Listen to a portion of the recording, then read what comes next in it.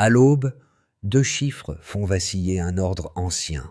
En une décision, 2,4 milliards d'aides deviennent Crédit Agricole National, destinées à 1 million de familles rurales avec des prêts traçables et remboursables. Que change pour vous ce basculement quand Ibrahim Traoré lie souveraineté politique, eau, semences et argent paysan? Derrière ces montants, une bataille silencieuse s'ouvre. Qui contrôle l'irrigation, qui décide du stockage, qui capte la confiance numérique et qui supporte le coût politique si la machine se grippe. Car chaque remboursement attendu peut renforcer l'État ou révéler sa fragilité au cœur du Sahel dans les mois qui viennent. Vite. Ce que cette analyse promet est simple. Comprendre pourquoi cette décision ne relève ni d'un slogan ni d'un pari improvisé, mais d'un choix structurant aux effets mesurables. Et si on le résume simplement, l'idée est la suivante. Savoir qui contrôle l'argent, c'est aussi contrôler la trajectoire nationale. À travers ce cas, il s'agit de voir comment un État tente de reprendre la main sur ses flux financiers, d'assumer le risque au lieu de le déléguer, et de transformer une aide fragmentée en mécanisme circulaire interne. Mais l'enjeu dépasse l'économie agricole. Crédibilité politique, confiance citoyenne et position régionale sont désormais liées à la réussite concrète des remboursements. Si le modèle tient, il redéfinit la souveraineté financière. S'il échoue, il expose le pouvoir à une double sanction, interne et externe. La question n'est donc pas seulement comment cela fonctionne, mais ce qui est réellement mis en jeu pour le Burkina Faso et pour ceux qui observent cette expérience avec attention. La révélation arrive plus tôt qu'annoncée. Le basculement n'a pas commencé avec un discours public, mais avec une décision interne déjà appliquée. Le chiffre clé, 2,4 milliards de dollars, n'a pas été promis ni étalé dans des négociations prolongées. Il a été converti intégralement en Crédit Agricole National, avant même que l'ampleur politique du geste ne soit comprise à l'extérieur. Ce point est central pour comprendre la logique du pouvoir en place. Pendant des années, l'aide internationale au Burkina Faso fonctionnait comme un circuit lourd, fragmenté et conditionné. Les fonds transitaient par des audits, des rapports, des intermédiaires techniques, puis arrivaient tardivement, parfois partiellement, au niveau des exploitations agricoles. Cette architecture avait façonné une économie attentive aux bailleurs plus qu'aux producteurs, et une administration occupée, à justifier qu'à produire. Dans le même temps, les contraintes se sont accumulées. Sécheresse répétée, instabilité sécuritaire, volatilité des financements extérieurs et fatigue sociale ont créé un terrain propice à une rupture nette. Ce contexte explique pourquoi la décision n'a pas été graduelle, mais totale. Ibrahim Traoré s'inscrit dans cette séquence précise, déplacer le centre de gravité financier du partenaire étranger vers le village cultivateur sans passer par une phase intermédiaire. Ce choix éclaire une chaîne de causalité souvent négligée. Chaque retard bureaucratique retardait des semailles. Chaque condition extérieure gelait des investissements locaux. À partir de là, un système de crédit interne, numérique et traçable devient non seulement une option politique, mais une nécessité opérationnelle. Le mini-basculement précède donc le récit officiel, et c'est lui qui explique la vitesse et la radicalité du changement observé aujourd'hui. Pour saisir les effets immédiats de cette décision, il faut quitter un instant les chiffres globaux et suivre un fil humain, au plus près du terrain. Dans plusieurs zones rurales, le changement ne s'est pas manifesté par un discours, mais par un geste concret, l'accès direct à un crédit identifié, utilisable sans intermédiaire. Un ménage agricole, jusque-là dépendant de calendriers, d'aides incertains, peut désormais investir dans des semences, réparer une pompe, planifier une saison entière. Ce déplacement est discret, mais décisif. Ce rôle de catalyseur renvoie à une figure centrale. Ibrahim Traoré n'apparaît pas ici comme un gestionnaire à distance, mais comme l'initiateur d'un cadre qui relie décisions étatiques et actions locales. La cohérence du modèle tient au fait que l'argent circule vite, que les règles sont lisibles et que la responsabilité est clairement située. Pour les agriculteurs, le changement est perceptible dès la première campagne, le temps administratif diminue, la visibilité augmente et l'investissement cesse d'être spéculatif. Les impacts précoces se mesurent aussi dans la confiance. Lorsque les prêts sont traçables et que les remboursements ne disparaissent pas dans un circuit opaque, l'État cesse d'être une abstraction. Il devient un partenaire exigeant, mais identifiable. Cette relation nouvelle transforme la posture des bénéficiaires, qui deviennent des acteurs économiques à part entière. En quelques mois, le signal envoyé est clair. Produire n'est plus attendre. La souveraineté commence au moment de semer. L'activation se produit au moment précis où la décision cesse d'être théorique pour devenir exécutoire. La conversion intégrale de l'aide en crédit agricole national enclenche un mécanisme inédit. Les flux financiers, auparavant étalés dans le temps et filtrés par des procédures externes, sont redirigés d'un seul mouvement vers un circuit interne. Avant, l'argent arrivait tard, conditionné, fragmenté. Après, il devient disponible, identifié, remboursable. Ce passage du recevoir au financer marque le véritable point de bascule. La montée en intensité se joue dans la synchronisation. Les crédits ne sont pas distribués isolément, mais adossés à un déploiement rapide d'infrastructures agricoles. Puis, pompes solaires et centres de stockage apparaissent comme les prolongements matériels du crédit. L'argent n'est plus abstrait. Il s'incarne dans l'eau accessible, l'énergie maîtrisée, la récolte conservée. À mesure que ces éléments s'installent, le cycle économique se referme sur lui-même. Les agriculteurs investissent, produisent, vendent, remboursent. Le crédit cesse d'être un risque unilatéral pour devenir un contrat mutuel. C'est dans cette phase que le rôle d'Ibrahim Traoré devient structurant. La décision initiale aurait pu rester symbolique sans une exécution rapide et centralisée. Or, le calendrier est resserré, les priorités claires et la communication orientée vers l'usage plutôt que vers la promesse. Le pouvoir politique assume ainsi une exposition directe. Chaque retard, chaque défaut, chaque succès renvoie immédiatement à l'État. Cette prise de risque assumée accélère la dynamique, car elle réduit l'espace de l'ambiguïté. Les répliques apparaissent presque simultanément. Sur le plan interne, la mobilisation agricole s'intensifie. 1 million de familles identifiées comme bénéficiaires directs ajustent leurs décisions de production. L'investissement devient rationnel, car il est adossé à un horizon de remboursement lisible.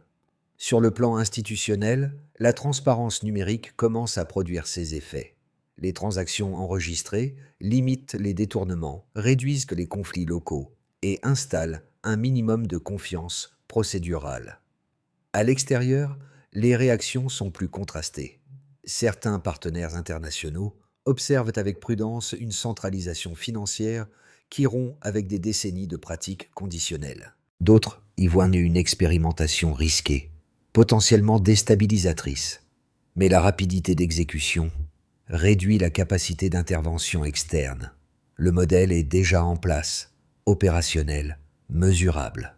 La discussion se déplace alors du « faut-il » au « cela fonctionne-t-il ».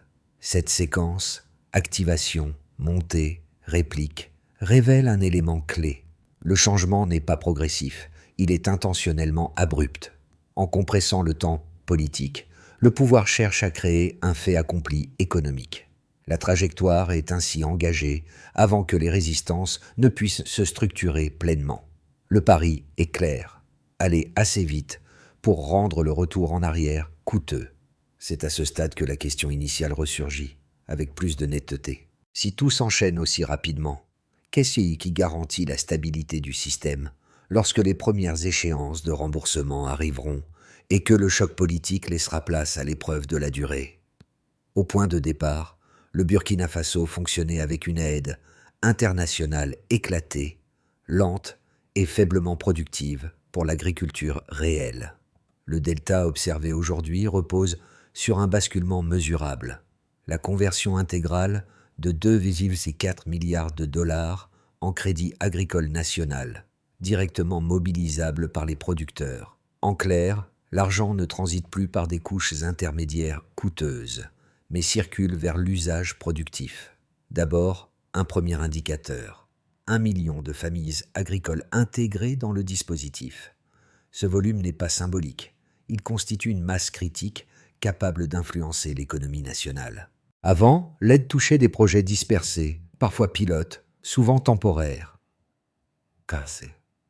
Après, le crédit s'adresse à un groupe socio-économique clairement identifié, avec des règles communes et un calendrier partagé. Cette échelle transforme un programme en système et un système en levier macroéconomique. Ensuite, une deuxième mesure clé, environ 2 400 dollars par ménage agricole. Ce montant est calibré pour couvrir des besoins concrets, semences, irrigation légère, outils, sans créer un surendettement structurel. Le seuil est suffisamment élevé pour déclencher un investissement réel, mais suffisamment contenu pour rester remboursable sur 1 ou 2 saisons. C'est ici que le crédit se distingue de la subvention. Il engage le producteur dans une trajectoire économique, pas dans une attente. Puis, un troisième repère quantitatif. Une hausse de productivité annoncée entre 30 et 50% dans les zones équipées. Cette progression ne relève pas d'une projection abstraite. Elle découle de facteurs observables. Réduction des pertes post-récolte grâce au stockage, sécurisation de l'accès à l'eau via les pompes solaires et synchronisation des cycles de production. Là où l'agriculture était vulnérable aux ruptures, elle gagne en continuité. Ces chiffres n'ont de sens que reliés entre eux. Le crédit seul ne suffit pas. C'est son adossement à des infrastructures précises, puis énergie solaire, entrepôts, qui transforme un flux financier en capacité productive.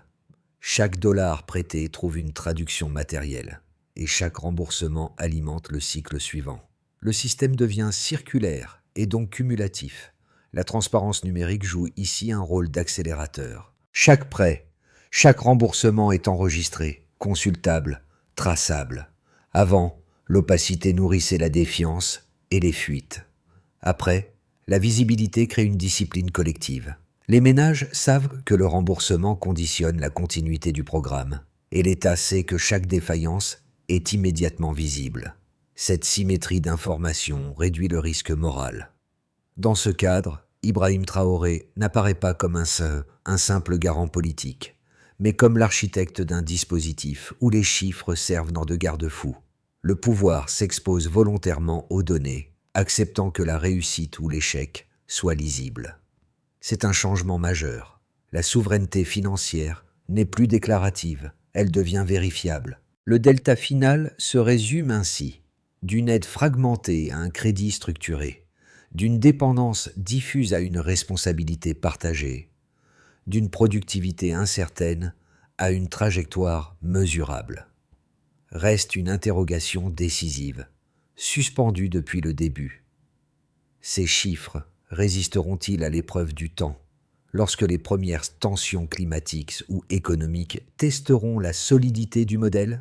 Deux thèses solides s'affrontent depuis la conversion de l'aide en crédit agricole national, et chacune mérite d'être présentée dans sa version la plus exigeante avant toute conclusion. La première, portée par une lecture sceptique, avance un argument central: le risque systémique. Selon cette position, un pays confronté à des chocs climatiques récurrents et à une instabilité sécuritaire ne devrait pas internaliser un volume financier aussi important sans filet extérieur. Les critiques soulignent que des prêts agricoles, même bien calibrés, restent exposés aux aléas des saisons. Une mauvaise campagne peut transformer un mécanisme vertueux en spirale d'endettement, fragilisant les ménages et, par ricochet, l'État. À cela s'ajoute une inquiétude institutionnelle.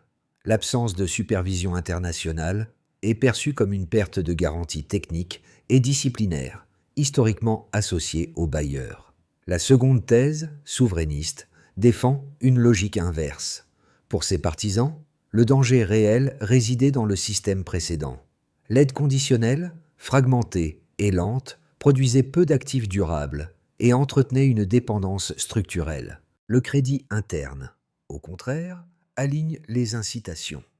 Les agriculteurs investissent parce qu'ils remboursent, l'État structure parce qu'il est exposé, et la transparence numérique limite les dérives. Dans cette lecture, l'absence d'intermédiaires externes n'est pas une faiblesse, mais une correction d'un déséquilibre ancien entre décideurs et producteurs.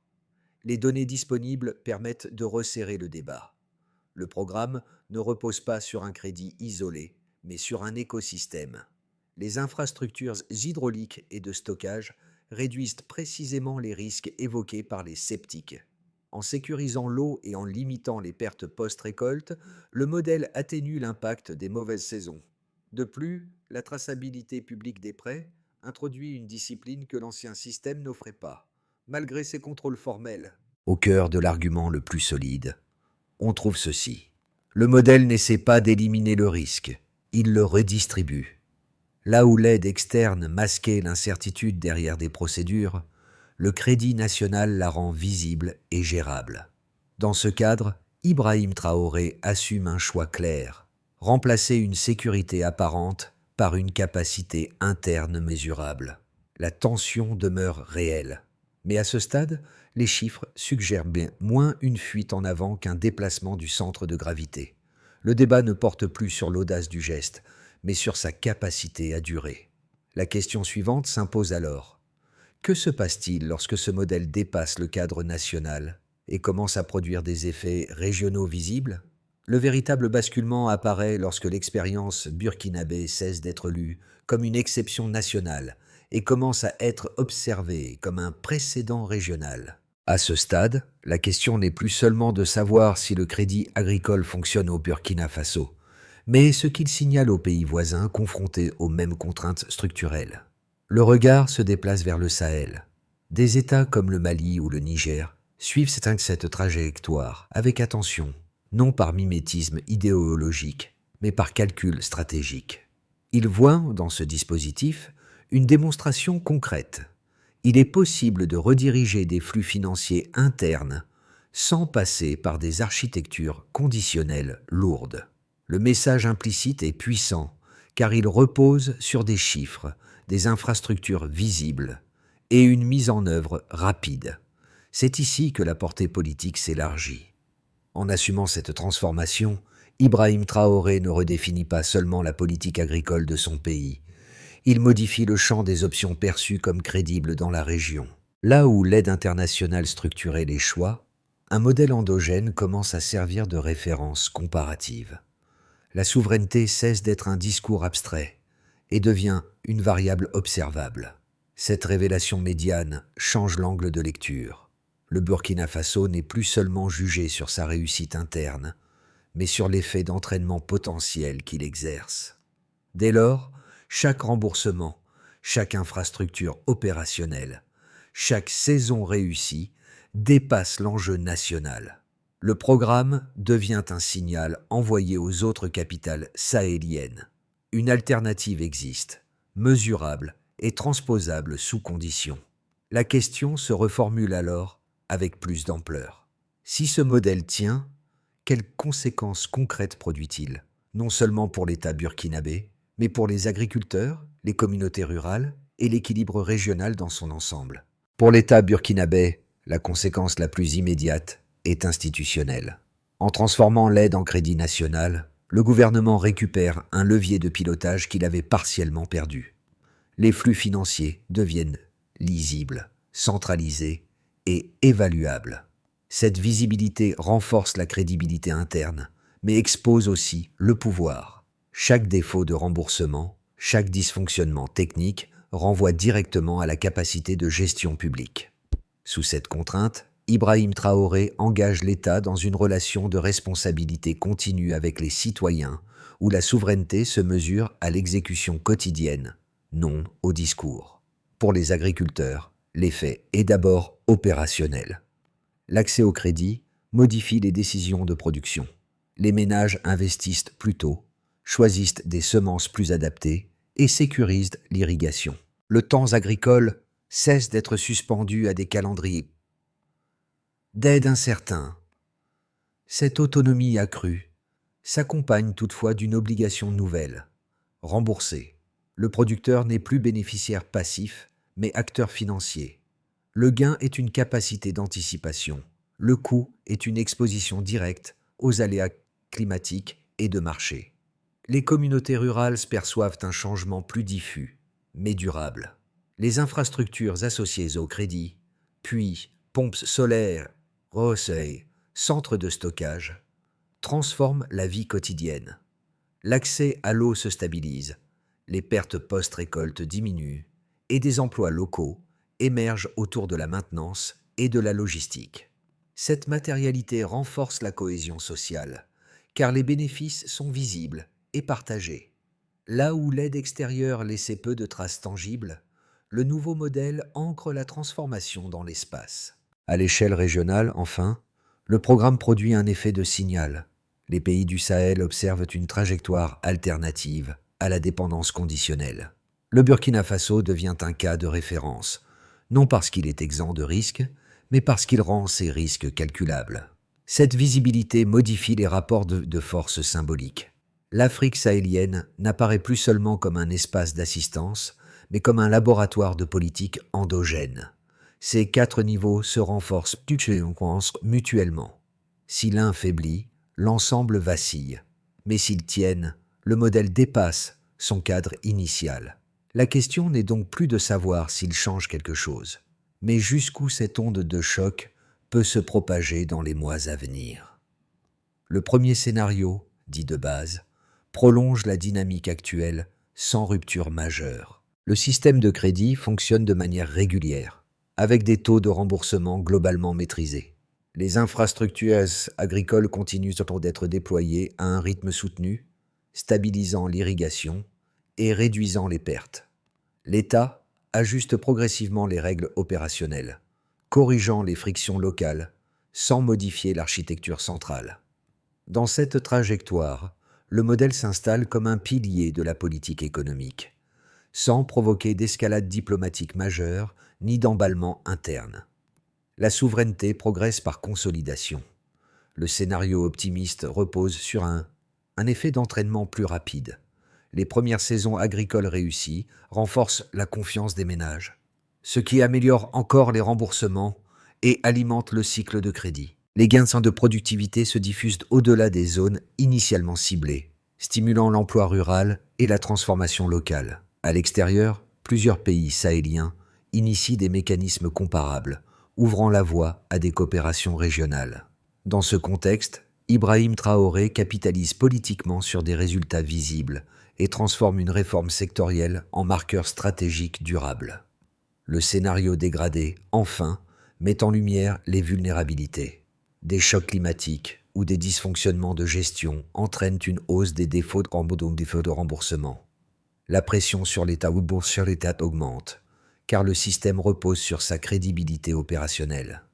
Les critiques internes se durcissent, tandis que certains partenaires internationaux réévaluent leur posture. Le modèle ne s'effondre pas nécessairement, mais il se contracte, forçant des ajustements rapides et parfois coûteux. La souveraineté financière devient alors plus défensive que projective.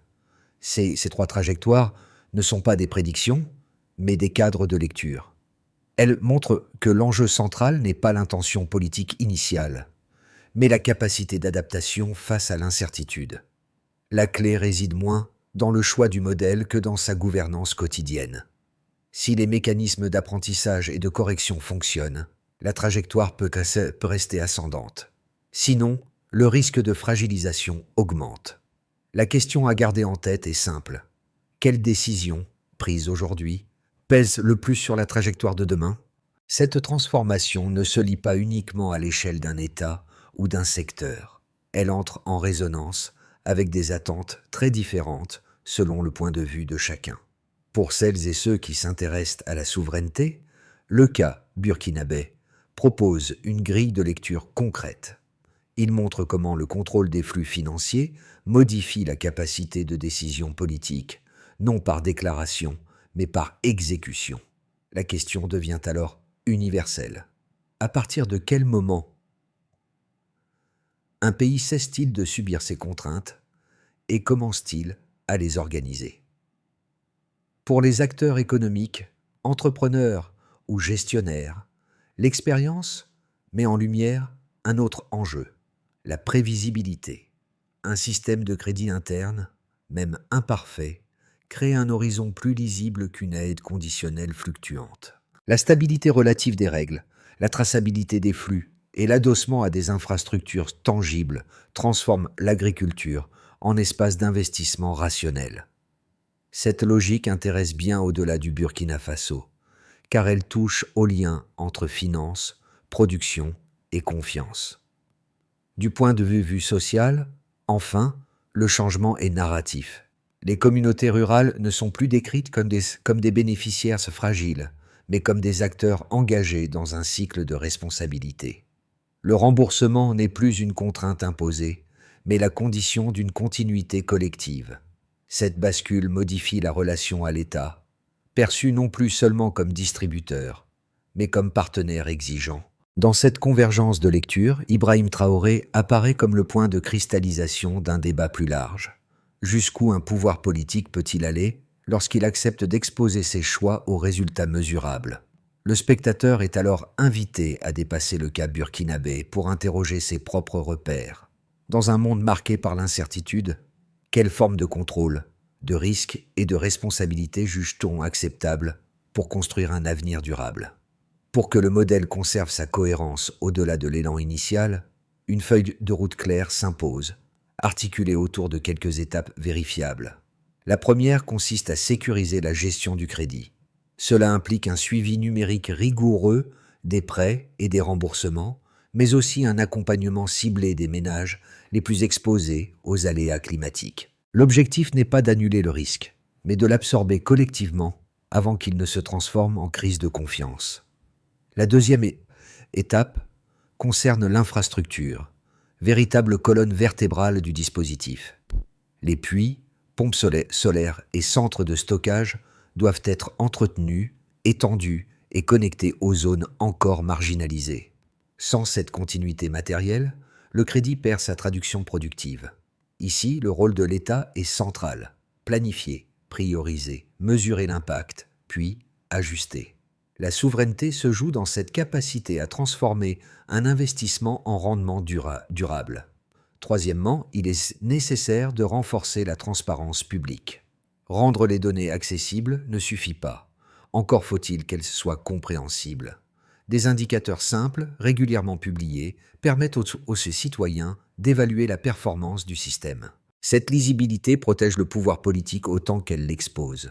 Sous cette contrainte, Ibrahim Traoré lie son autorité à la qualité de l'exécution, non à la force du récit. Enfin, une coordination régionale minimale devient stratégique. Échanger des retours d'expérience avec les pays voisins, harmoniser certaines pratiques et anticiper les flux transfrontaliers peut réduire les tensions futures. Cette étape n'impose pas un alignement idéologique, mais une coopération pragmatique autour de mécanismes éprouvés. Si ces quatre axes avancent de concert, le modèle gagne en résilience. S'ils se dissocient, la dynamique ralentit. La feuille de route n'est donc pas un supplément technique. Elle conditionne la crédibilité politique du projet à moyen terme. Le fil qui relie cette transformation revient toujours à la terre, à l'eau et aux gestes répétés de produire. Ce sont ces éléments concrets qui donnent chair à une décision politique souvent résumée par des chiffres. Dans les villages, le crédit n'est pas perçu comme une abstraction financière, mais comme la possibilité de semer à temps, d'irriguer sans attendre et de stocker sans perdre. Le motif initial, reprendre le contrôle, trouve ici sa traduction la plus simple et la plus lisible. Ce rappel permet de mesurer la portée symbolique du choix effectué. En replaçant l'agriculteur au centre du cycle économique, l'État renverse une relation ancienne fondée sur l'attente. La dignité ne vient plus d'un soutien extérieur, mais d'une capacité retrouvée à décider et à assumer. Dans cette perspective, Ibrahim Traoré n'est pas seulement associé à une réforme. Il incarne un moment où le pouvoir accepte d'être jugé sur des résultats tangibles, visibles au quotidien. L'émotion tient précisément à cette exposition. Chaque récolte réussie renforce la confiance. Chaque difficulté rappelle la fragilité de l'équilibre. Rien n'est garanti, mais tout était désormais traçable. Le pays avance sans filet rhétorique, porté par une promesse simple. Ce qui est produit ici doit d'abord servir ici. Et pour le dire en une seule phrase, la souveraineté commence lorsque l'effort devient mesurable. Ce rappel ferme la boucle ouverte au début. Derrière les milliards et les stratégies, il reste des gestes ordinaires qui, mis bout à bout, redessinent un horizon collectif. Cette trajectoire ne se conclut pas par une certitude, mais par une invitation à réfléchir autrement au chemin du développement. Le cas burkinabé montre qu'un choix économique peut devenir un acte politique mesurable et qu'une politique publique peut être jugée à l'aune de ses effets concrets, visibles et discutables. Il ne s'agit pas d'un modèle clé en main, encore moins d'une solution universelle, mais d'un cadre qui oblige à poser les bonnes questions. Au fond, ce qui se joue ici dépasse un pays ou un secteur. C'est une interrogation sur la manière dont les sociétés acceptent de gérer le risque, de répartir la responsabilité et de rendre des comptes. Lorsque les flux financiers deviennent lisibles et que les résultats sont observables, le débat change de nature. Il quitte le registre des intentions pour entrer dans celui des choix assumés. Cette expérience invite aussi à la nuance. Elle rappelle qu'aucune souveraineté n'est absolue, qu'aucune réforme n'est irréversible, et que la durabilité dépend autant de la gouvernance quotidienne que de la décision initiale. Le dialogue reste donc ouvert, nécessaire et collectif. Alors, au-delà du Burkina Faso, une question demeure. Quels autres pays pourraient, demain, tenter de reprendre ainsi le contrôle de leurs ressources? Et à quelles conditions ce pari pourrait-il réussir durablement?